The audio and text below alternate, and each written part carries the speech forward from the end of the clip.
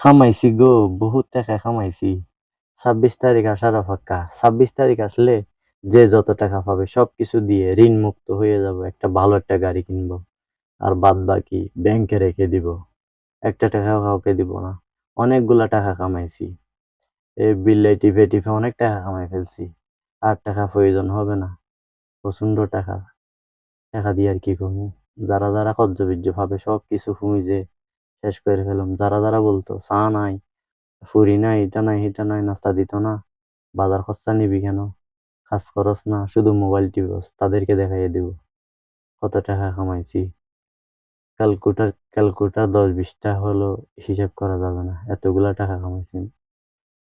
কারো লাগলে, টাকা যদি লাগে কমেন্টে বলবা, টাকা পাঠিয়ে দিব। গরিবেরা।